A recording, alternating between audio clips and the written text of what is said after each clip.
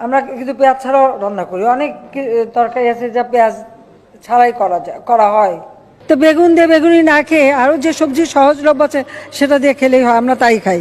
মিষ্টি কুমড়া দিয়েও খুব ভালো বেগুনি না বানায়, মিষ্টি কুমড়া দিয়েও বেগুনি বানানো যায়, সেভাবে আমরা করি, সেভাবে করা যায়। অনেকেই কিন্তু মাংস খেতে চায় না, মাংসের পরিবর্তে এখন কাঁঠাল, এবং এই কাঁচা কাঁঠাল, এই কাঁঠালের কাবাব হয়, কাঁঠালের বার্গার হয়। আমরা যদি এই 12 মাসই কাঁঠাল উৎপাদন করতে পারি, মাংসের পরিবর্তে কাঁঠালটা, আমি কিন্তু করি আমাদের বাড়িতে, কাঁঠালে কাবাব করি, মাংসের পরিবর্তে কাঁঠালটা দিয়ে আমরা ওই স্বামী কাবাব বানানো বা বার্গার বানানো। কারণ এখন যেটা করতে হয় যে যখন কাঁঠালের সিজন আসে, কাঁচা কাঁঠাল একটু হলুদ দিয়ে সিদ্ধ করে ডিপ ফ্রিজে রেখে দিয়ে 12 মাস ব্যবহার করি। কাজে একটা জিনিস যেটাকে আমাদের জাতীয় ফল হিসেবে জাতির পিতা দিয়ে গেছে, কিন্তু কিছু ফেলা যায় না। বর্ষাকালে খুব স্বাভাবিক, বর্ষাকালে তো আর কাঁচা মরিচের খেতে কিন্তু কেউ মরিচ তুলতে যেতে পারে না। সবাইকে আহ্বান করবো এখন থেকে কাঁচামরিচ কিনে রোদে শুকায় রেখে দেন, বর্ষাকালে যখন দাম বাড়বে ওটা কিছু একটু পানিতে রাখলে কিন্তু আবার তাজা হয়ে যায়, আবার রান্না করে খাওয়া যায়। সহজ বুদ্ধি, আমি তো এটাই বলি, যেগুলি শুকায় রেখে দেন। টমেটো, অতিরিক্ত টমেটো হয়েছে বলছে কি করব, আমরা রোদে শুকায় রেখে দেন।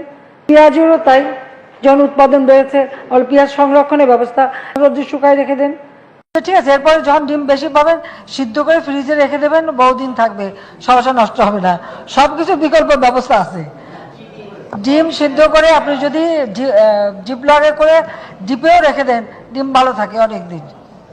রান্না করার সময় আরামে রান্না করে খাওয়া যায়, ভর্তা করেও খাওয়া যায়। আমরা রাখি, খাই দেখে বলি আর কি। এগুলো তো নিজের থেকে শেখা। আর পেঁয়াজ তো আছে, এখন তো পেঁয়াজের শুকনা পেঁয়াজ এসে যাবে বাজারে, সেটার ব্যবস্থা করা হচ্ছে।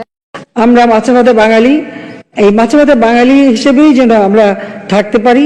আর এখন মাছের কাটা একটা সমস্যা, অনেকে মাছ খেতে চায় না, কিন্তু প্রক্রিয়াজাত করলে পরে কিন্তু এই কাটাও কিন্তু নরম করে ফেলা যায় এবং খাওয়া যায়, এবং সেটা খুব বেশি কঠিন না, এমনকি ঘরে ঘরেও করতে পারেন। আপনারা যদি প্রেসার কুকারে মাছ 1 ঘন্টা 10 মিনিট সিদ্ধ করেন, মাছের কিন্তু কাটা নরম হয়ে যায়, মাছের মতনই থাকবে কিন্তু কাটা নরম হয়ে যাবে, এবং আপনারা সেটা বাচ্চাদেরও খাওয়াতে পারবেন, এতে কোনো অসুবিধা হয় না।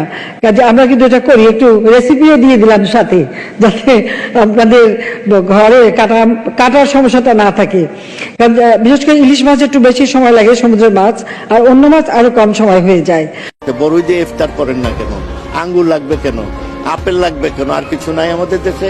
বড়ই দিয়ে ইফতার করেন না কেন? আঙ্গুর লাগবে কেন? আপেল লাগবে কেন? আর কিছু নাই আমাদের দেশে? বলেই দিয়েছে মাননীয় প্রধানমন্ত্রী, দরকার নাই। এই যে অবস্থা বুঝে ব্যবস্থা। আমি বড়ই দিয়ে ইফতারি করব, আর তুই খেজুর আর আঙ্গুর খাবি। সাহস থাকে তো বল, খেজুর আর আঙ্গুরের আমদানি সিদ্ধ কর নিষিদ্ধ। আমরা সেই দিক থেকে খুব ভালো অবস্থানে আছি, আমরা তো সুখে আছি, ব্যস্ত আছি বলতে হবে।